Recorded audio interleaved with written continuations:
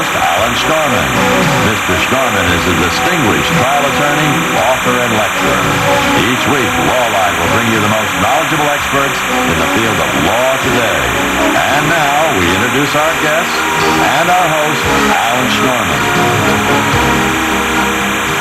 Welcome to Lawline. W.C. Fields used to say there are two things you can count on, death and taxes. Today we'll look at the importance of estate planning to save money on your taxes and the new tax legislation that was passed last year.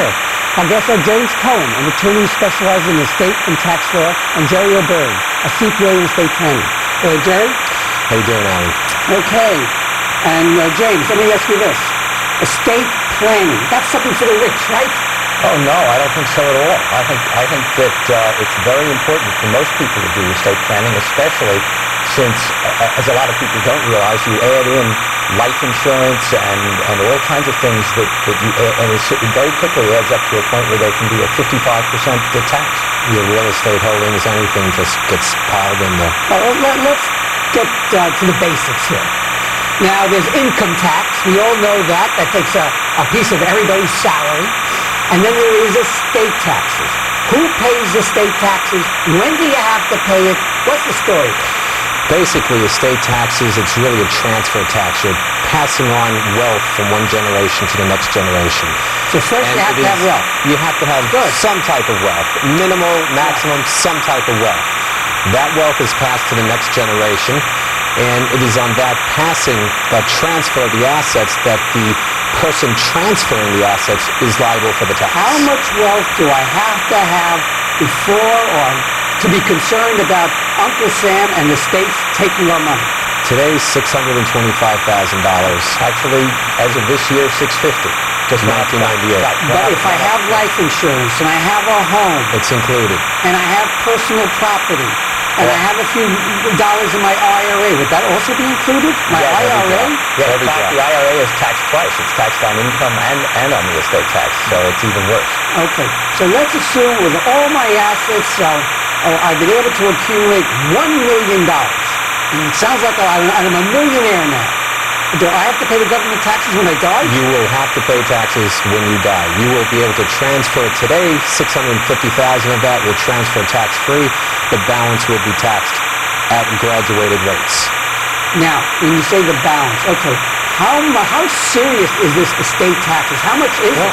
Let's talk about the highest rates. Okay, the highest rates are 55% for federal only. The state gets kicked in. It is. Oh, it's much higher. It is higher than income tax. When they throw the state in, it's about 60%. All my life, and let's assume I had a business, and a small business, but it was a successful business, and the business is worth maybe a couple of dollars. Would that also come into my estate? Absolutely. Now, although there is one of the changes in the recent law makes it a higher exemption for family-owned businesses if your close relatives will continue to run it after you die. And so therefore, if I give it to the kids, I don't have to pay the taxes? Well, there are limitations. That's why you need lawyers. There are limitations. Right. It has to be more than half of your estate in value. It has to go to certain people. It looks much better. We've learned this exemption looks much better on paper than it turns out. And the most you're going to exclude is $750,000. That's the absolute most. Jerry, correct me if I'm wrong. Is like both you and Jim do is prepare for someone's death to save them money on taxes. Absolutely. Okay. Absolutely. Now, I wouldn't say we prepare for their death, but and in all fairness, and we don't save them the money. We save their wife and their kids the money. You call it estate tax. This is a death tax. That's what it is.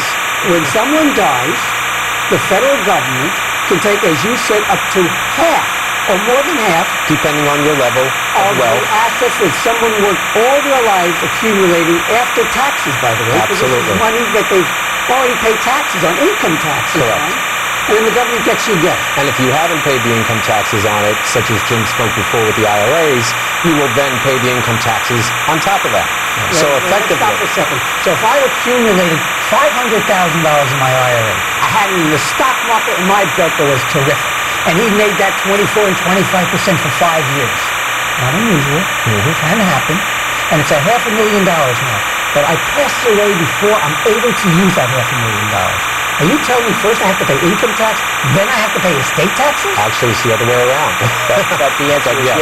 Yeah, you get Without proper planning. you pay What's left for my children? About 30 cents on the dollar, thereabouts.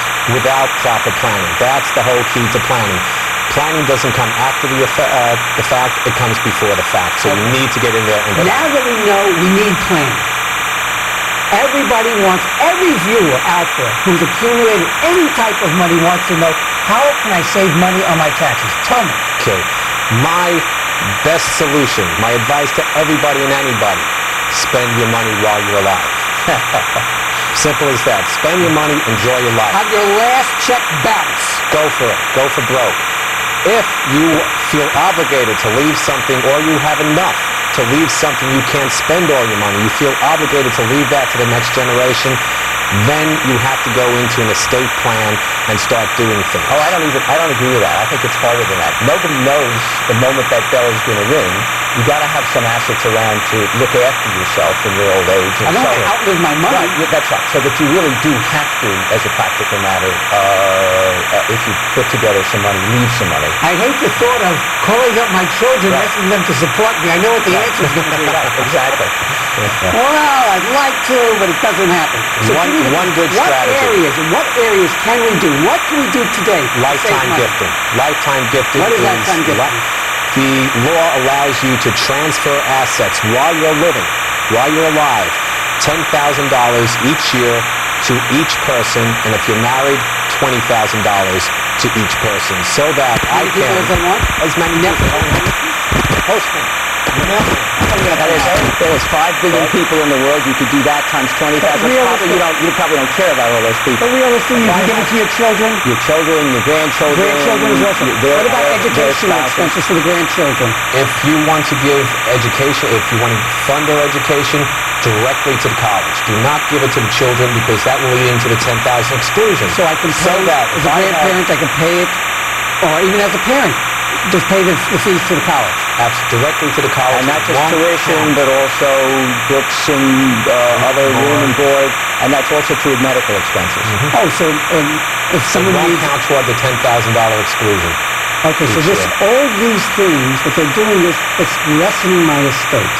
I'm giving money away tax-free, as opposed to giving the government up to 55% later on. You're transferring it to them. I think even before you start giving it away, you want to have a pretty good plan for what you've kept.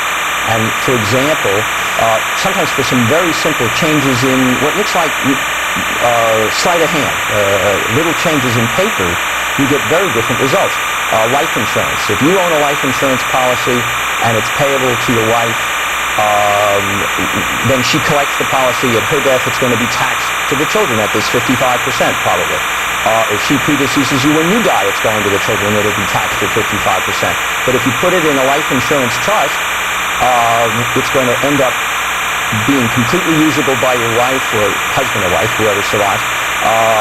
And then whatever's left for the kids is going to go to them free. It will not be taxed. So we're talking about dollars instead of 50-cent dollars. So if you have life insurance and you have substantial assets, you should have it in a life insurance trust. That's correct. That's a gimmick that the tax law allows. Completely allows, clearly allows. So can I leave $1 million tax-free that way? You can leave just about it. Normally what people do with the life insurance trust is they fund for the taxes that are going to be owed on the estate. So if I have an estate, $20 million, and I know I'm going to owe $10 million of taxes to the government, and I want to leave that full $20 million to my heirs, I'm going to have $10 million worth of life insurance in a trust. That trust will come out, the monies will come out upon my death and pay the $10 million of tax. $20 million passes to... Comment. Personal residence trust. What's the story there? Cupids, we call it. Qualified Personal Residence Trust. Everything gets a nickname or an initial. Okay, what is it? It's a trust that someone creates in which they retain the right to live in the house, which they were going to do anyway, for some period of time. And it's just a way of making an effective gift. So my residence, if I take my own home Yep. and I put in a personal residence trust, Yep. can I pass that over after a period of time to my children, estate tax-free? Yes, or certainly estate tax very much reduced. The value, let's say the value of your home is $1 million, and you keep it for the right to do that for 20 years. We'll make it up. I want to live in it 20 years, and then 20 years after that, the trust gives it to the kids. Right, correct. Since the children aren't getting $1 million residence, they're getting the right to get this $1 million 20 years from now. You're treated as having made a gift to them of about $100,000, about a tenth. Actually, it's the present interest of a future. It's a present value of a future interest. That's right, and that's how it works. And because it works that way, you get taxed at a monumentally smaller amount, or none if it's within. There's another exemption we haven't even talked about, which is this once in a lifetime exemption and if it's within that, you can have it be free. Question: can I do that with more than one personal residence? Let's assume I have a number of personal residences. You can do it with up to 2. And there's also, it's the residence and anything that normally would be used with it. So if it's the residence and there's some acres around it, I mean, it couldn't be thousands of acres in a little house, but I mean, you could do it with 2 What would be residences. stopping the person who's in their 40s of taking all their assets, let's assume they've accumulated $5 million, and it's possible in today's economic times with high-tech people and everything, and hedge funds. $5 million, and they take it and they buy a house with $5 million, and they put it, a young person, they put it in a residential trust, and then in 20 years it passes automatically to their children tax-free. After that 20 years, you no longer own the house. Your kids own it. So first, you better be damn sure that your kids are going to let you live in it. I was just going to say, you might get, on the plan that you just constructed, you might get hungry somewhere along the way, and you'd say in the 10th year you might have to, I mean, you can't give somebody the stoop in exchange for some food, and also, though in the 20th year, there are 2 things. It used to be that you could provide, that you could actually buy the house back. Can I rent it? No, and those rules changed in 95, and now you can at least rent it. So by renting it, I'm still giving money to my children. That's correct. You're transferring more wealth. That's correct. But you better run for the gun, because the legislation that is proposed by Clinton is doing away with those, and because right now it's a gimmick. Yes. It's a legitimate tax gimmick. The Congress has been limiting and limiting and limiting, and Do you hear eventually this? it If will you go want to away. do it now. How else can I save money on my death taxes? Let's see. We have. Let's talk about gifts for a minute. After you've done, I'm sorry, before we do that, let's talk about unified credit. That's very important. There's an amount you can give away for free. And you can give it away. The reason it's called unified is that you can do it during your lifetime or at your death. It doesn't matter. And that amount is now $650,000 per person. So I have a $650,000 exemption. My wife has a $650,000 exemption. And that exemption is increasing till in 2006 it's going to be $1 million. Unfortunately, it's increasing by little increments of $25,000 a pop each year until. If that's the case, if I have this up to $1 million eventually exemption, and my wife has it, if I die, shouldn't I give $1 million to my children, the balance to my wife? Correct. And then when she dies, Almost. and then she should also give them part credit. Pretty good. That's a good plan, and it certainly will say. Think about it. Let's make the $2 million all phased in. So I'm going to have to work hard to get over 20. So it's 2006 or thereafter, and it's a 50% rate because we can do that on our fingers and toes. So it's $2 million. If you give everything to your wife and she survives you, and then she dies, she's going to have a $1 million exemption. Right. She'll have to pay the tax on $1 million, approximately $500,000. On the other hand, if just as your plan was, you give $1 million to the children, or whoever dies first gives $1 million to the children, and then the survivor gives the $1 million to the children, then that's going to be free. You've saved the estate tax on $500,000 on $1 million, $500,000. But here's the problem. Your wife may not be able to live on $1 million, and so there are ways that she can, in effect, rent that $1 million and not have it be in her estate at her death. In other words, where she gets the use of the $1 million if she needs it. That's right. But it will not be taxed in her estate. That's correct. And that's what lawyers do. And that's what lawyers do. Basically, what it's called is a credit shelter trust, where you set up a trust, you put the $1 million into it, the income goes to the wife, the surviving spouse, I should say, and the remainder goes to the children. Jerry, let's assume that I'm a substantial individual, and I've made a couple of bucks, and I've already taken care of my kids. Can I give my money to the grandchildren and skip the kids? So therefore, my kids won't get taxed on it upon their death? Absolutely. Up to, well, there's a limit. It used to be that all wealthy, really wealthy families only paid taxes every third generation. They would always skip a generation. You know, don't give the money to the children, give it to right, the because the children grandchildren. already had it from the ones from before. I like that. And that was a pretty good. Well, it's not a lot of people's case, but for the few people who are lucky enough to have it be their problem, the government came along and said, "Gee, we don't like the way this works. So yes, you can give it directly to the grandchildren, or set up a trust for your children and then have it go to the grandchildren free. But it's limited to $1 million per person. So I have $1 million exemption. If I can give my grandchildren $1 million. If I give them more than $1 million, there's going to be something called another kind of tax, still a third tax system. We're talking about the income tax, the estate tax. Now there's something called a generations tax. We're going to continue this conversation right after the break. Learn how to save money on your taxes. You're watching Lawline. I'm Alan Schmelman, your host. Stay with us.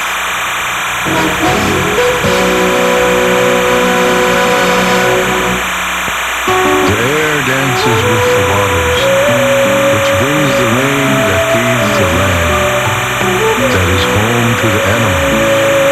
All life dances together. In a world so connected, choosing one environmental cause can be hard. EarthShare is 40 environmental charities working together. You and your company can help by calling 1-800-MY-SHARE. All life lives, or doesn't, together.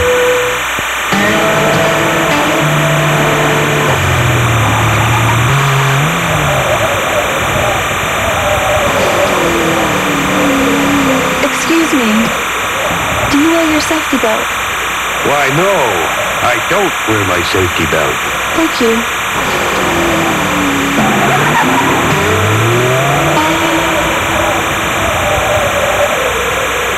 You could learn a lot from it then. Buckle your safety belt. My husband was 39 years old. We'd been married 17 years, and he was training for his first marathon run. The day he died, he said in the morning, "I've never felt better in my life." We had discussed donation as a family at home with our daughter, and he'd made his wishes very clear. Having discussed organ donation, made the decision prompt, easy, immediate. I am eternally grateful that I could carry out his wishes.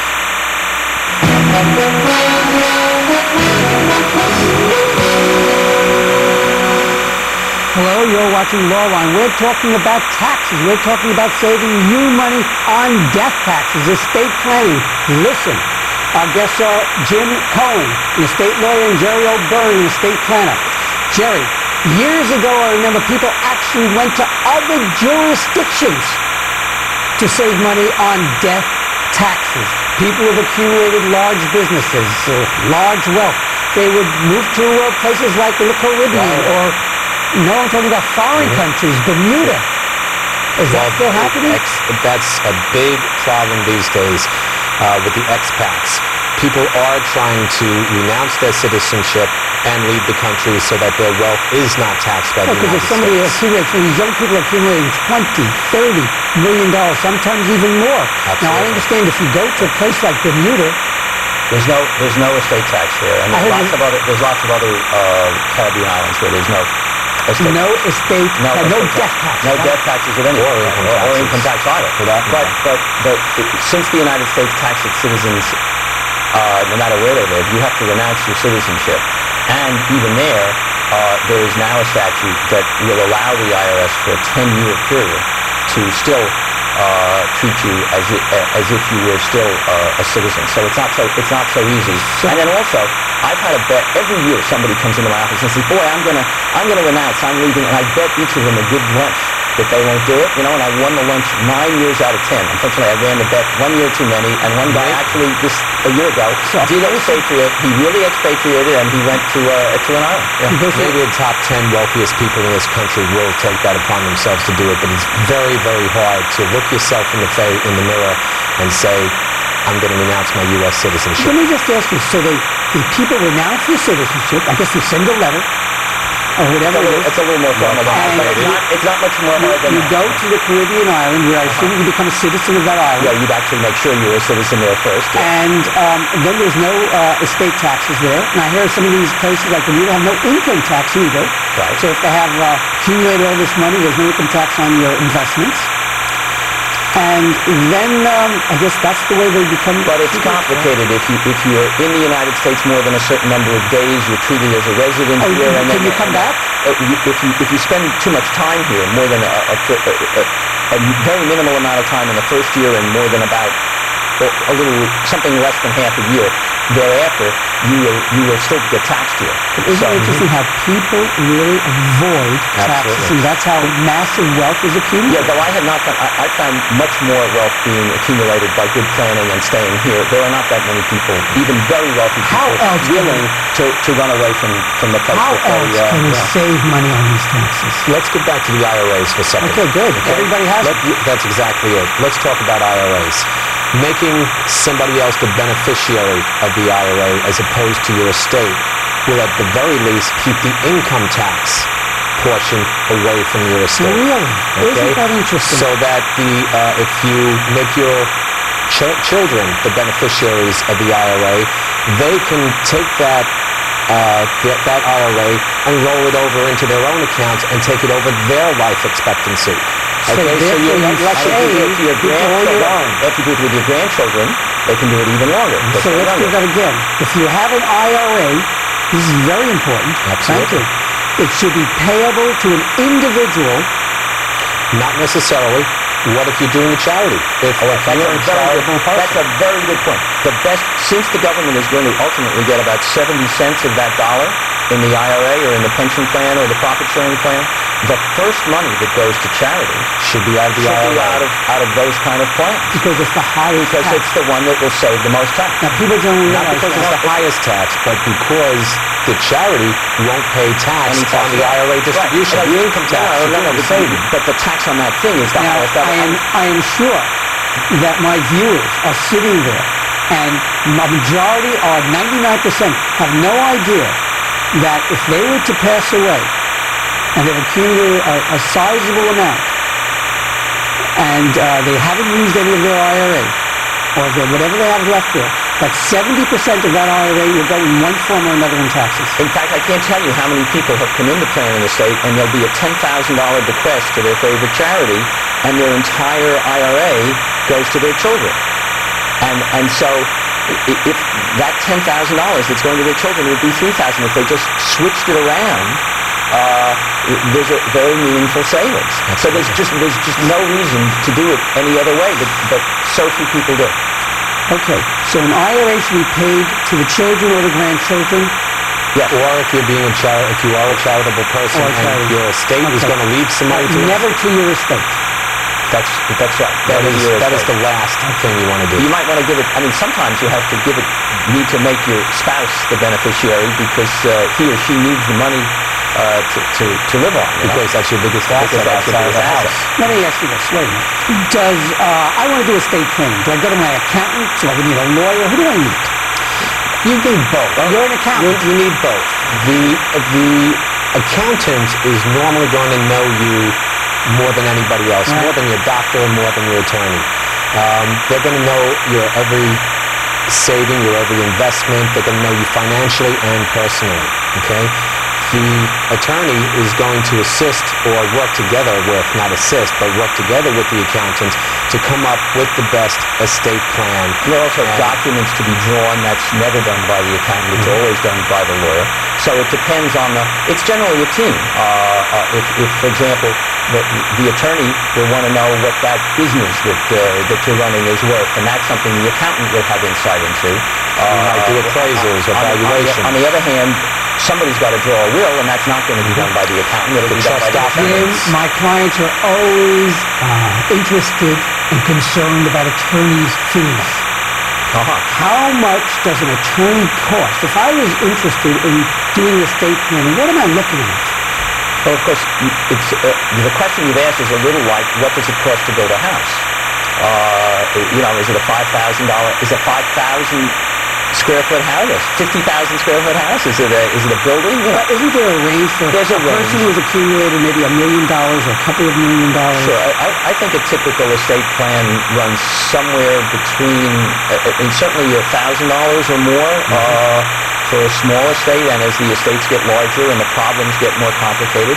I mean, there are some very large estates in which the fees can be many, many thousands of dollars, but the savings are potentially millions of dollars. Let's talk about fees in another aspect, though, if we can for a moment, and that is the executive fees. When someone dies, they have to pay executive fees. Right. Well, before you die, you may make an agreement with your executor to set the fee.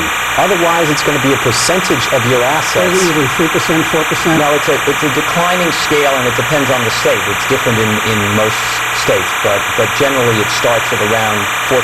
It very quickly gets down to about 0.5%. Now, we talk about tax savings and tax law changes. On the income tax side, the new law that changed, what did it do as far as education deduction, spousal immunity? Can you talk about that? Absolutely. There are a few things that came about.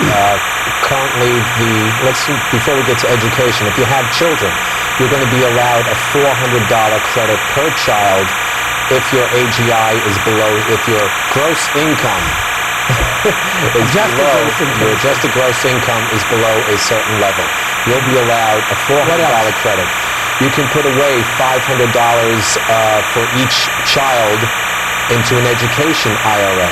It is not deductible, and the limits on your adjusted gross income are low. But if you have an aunt or an uncle, or if you have a living grandparent that has very little income, you can gift them $500, let them put it into an IRA for your children, and that money grows tax deferred. Quickly, what else? Some important changes for the fight when spouses are splitting up, Right.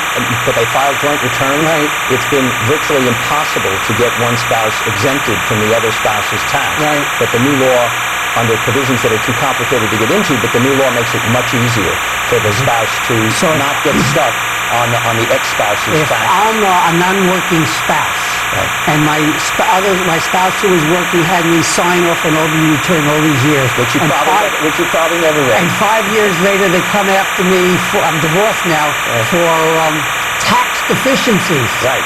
You're saying I may not have to pay them? That's correct. That's correct. If you didn't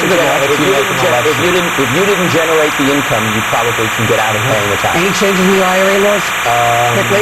Not that I know of. No, the Roth IRAs. Oh, the That's- Roth IRAs. The Roth IRAs.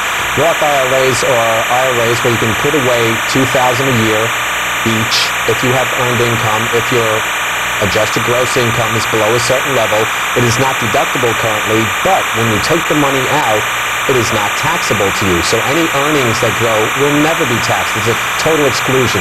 You can convert your regular Thank you, IRA. gentlemen. We'll have to have another show on more savings. Okay.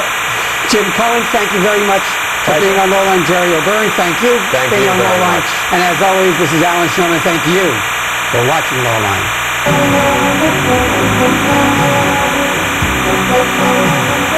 You have been watching Lawline with your host, New York trial attorney Alan Schnorman.